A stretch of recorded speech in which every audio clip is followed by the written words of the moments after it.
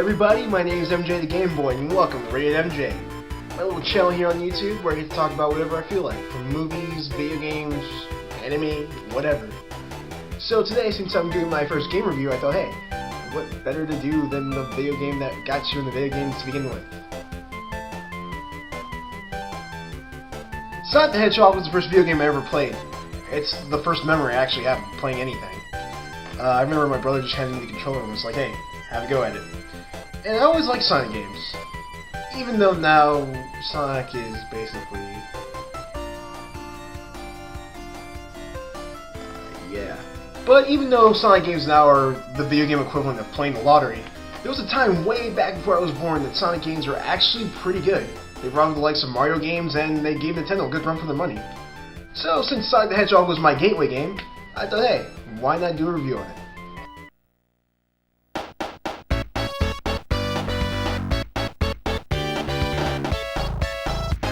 So yeah, Sonic the Hedgehog. Back in the 90s, a group of people were trying to create a video game character to rival the likes of Mario. And then finally, somebody said, hey, Mr. Yuji Naka, how about we paint my kid's new pet blue to match the logo and we put some Air Jordans on him? It's perfect. Needless to say, Sega and Sonic team were astounded by the sheer brilliance of this idea. And then, Mr. Needle Mouse was born. Along with the new hero, a concept version of her protagonist was reworking to the design of Dr. Robotnik. Now, Sonic the Hedgehog's main gimmick was the emphasis on speed. Heck man, they even made a fake marketing term to emphasize Sonic's speed with blast processing. The NES couldn't handle that blast processing. Only the Sega Genesis could. And that's why Sonic stood out. The advertisements for Sonic games back in the day were actually pretty cool. Well, sometimes. He really ducked my doilies. Now, the story of Sonic the Hedgehog is very complex and very detailed, so I'll go as slow as possible. Some fat mustachioed man is trying to take over the world by putting animals into robots, and it's up to the anthropomorphic blue mutant hedgehog to stop him. Now, if that was a little too fast for you, you can rewind the video and take notes. Yeah, the story is very simplistic, and for a game in the 90s, that's pretty much how it worked. No need to pay an extra $30 for DLC that takes 50 plus hours to explain the main character's backstory. Yeah, all you needed back then was the game and the manual, and you were pretty much set. Now, Sonic the Hedgehog gives you 6 zones to run through. Each zone is split into 3 acts to stop Dr. Robotnik. And with the inclusion of the final zone, that's 19 levels to complete. Now, Sonic the Hedgehog plays like any typical platformer you're used to, yada yada. But to add a sense of identity from Super Mario Bros., Sonic the Hedgehog can move left to backtrack.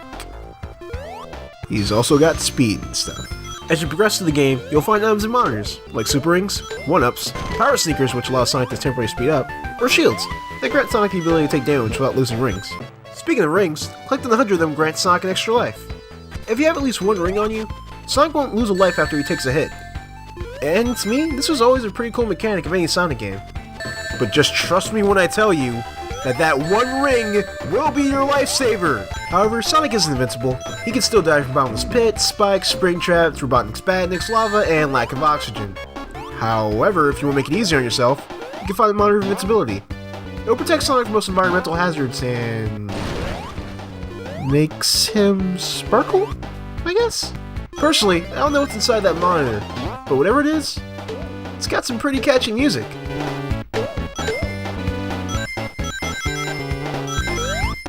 Now, since his name implies it, Sonic the Hedgehog, well, goes fast. Speed and physics are the focal point of gameplay. Sonic's chubby little 16-bit body can't go over no incline unless he's moving. While Sonic is running, pressing down on the D-pad will have him curl up into a low ball to roll through stages. And there's something so hypnotic and satisfying about rolling up with speed to destroy an enemy or go through loops. When it comes to look and sound, this game really shows off what Sonic team could bring to the table back in the day. Graphics were in 16-bit, so that outshined some of the NES 8-bit graphics. Along with the parallax scrolling and colors of these levels, it all looked really great. And the music is freaking awesome! Seriously, Green Hill Zone will be carved into your brain after the first 2 acts. Which is perfect, because after you get to the end of Act 3, music changes to the boss theme, as you face off against Dr. Robotnik and his many inventions that could defeat our speed-addicted hero. But most of the boss fights are pretty simple and very well designed, so you should be fine. Except for Labyrinth Zone's boss fight. Seriously, can this even be called a boss fight? He doesn't even attack you, not even once! And the design of this part is just so cheap! I died way too many times. There's one part of the stupid zone. Ah! Now let's get into the zones. Green Hill Zone, the beginning level of the game. Teaches you about the mechanics as you speed through the level, exploring different paths to reach the end of the zone. Honestly, this is an awesome opening first level. Marble Zone. Now prepare to acquire some whiplash as this zone abruptly cuts down everything good from Green Hill. Focusing more on platforming than speed, it gets slow and boring. Personally, I don't like this zone due to how many times I died from it when I was a little kid. But hey, at least now I'm good enough to farm some extra lives. Nah, this zone still sucks. Spring Yard Zone. Alright, this level's kinda good, kinda bad. It mixes the speed of Green Hill with the platforming of Marble Zone. With spike balls and springs, it's decent, but nothing to write home about. Labyrinth Zone. I know I said I don't like Marble Zone, but I hate Labyrinth Zone. This level has nothing good going for it, man. This is where you learn Sonic can't swim, even though hedgehogs can clearly swim in real life. So because of this new mechanic, you get slow platforming and a time limit on how much oxygen Sonic has, along with that stupid countdown.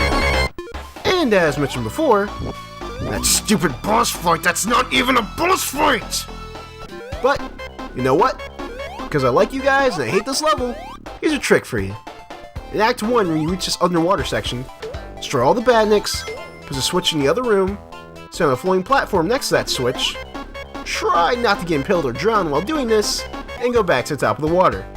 You'll then see a floating platform, and you can ride it to help you skip half the level. Look man, if I'm gonna cheat, I'm gonna do it the way the developers wanted me to. Man, even they knew this level sucked. He really dumped my doilies. Starlight Zone.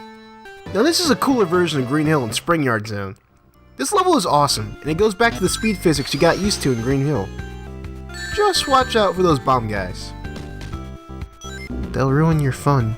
Scrap Brain Zone.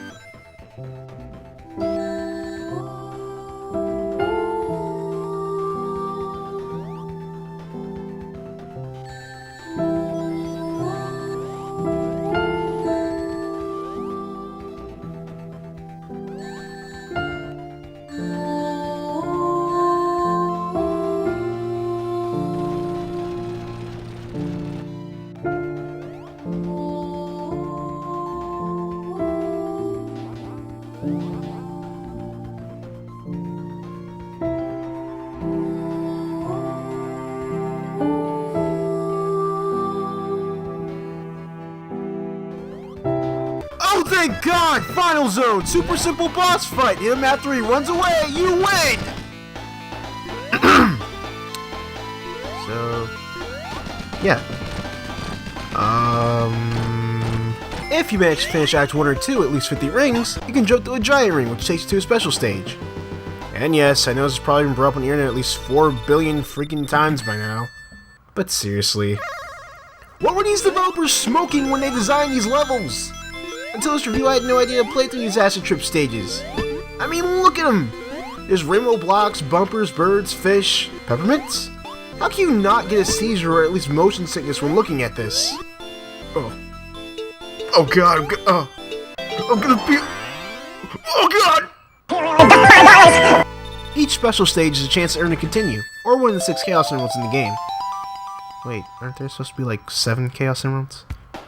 But since there are only 6 Chaos Emeralds, Sonic won't be transforming to his final Super Saiyan Sonic Speed Hedgehog God form in this game. Instead, getting all 6 changes the ending slightly, by adding weird shaped flowers into the game. Worth it! Also, seeing the good ending Robotnik is always more satisfying than seeing the bad ending. Sonic, stop looking at me like that. I'm sorry, okay? I'm sorry. I'm sorry. メガドライブから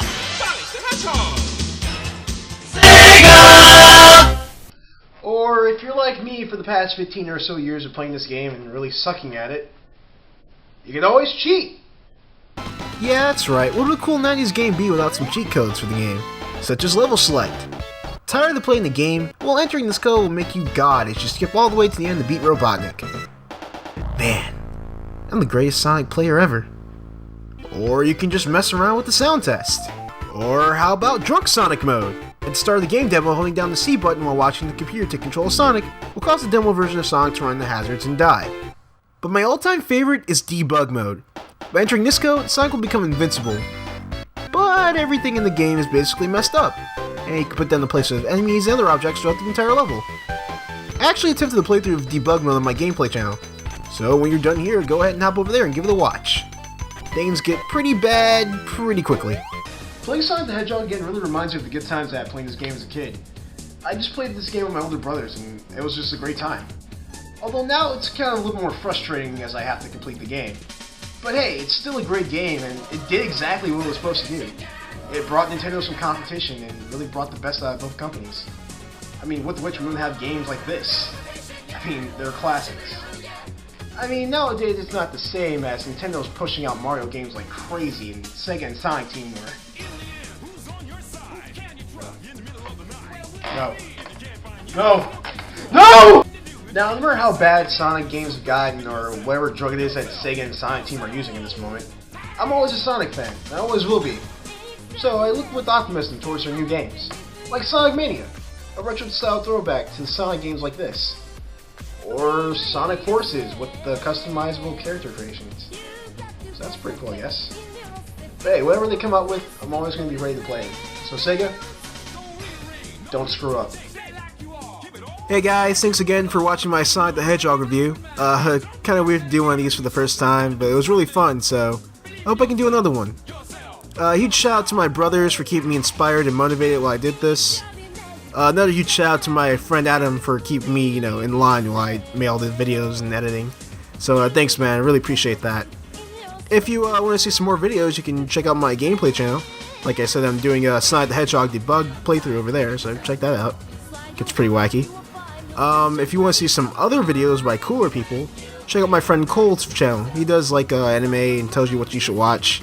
He also did like a review of a Ratatouille bootleg movie. It's really bad. Like, the movie is really bad. Or you can check out my friend Matt's channel. He does cool special effects and editing with videos and cameras. Like, he uses dubstep too, so it's pretty cool. Well, I'm gonna leave you alone now. Peace.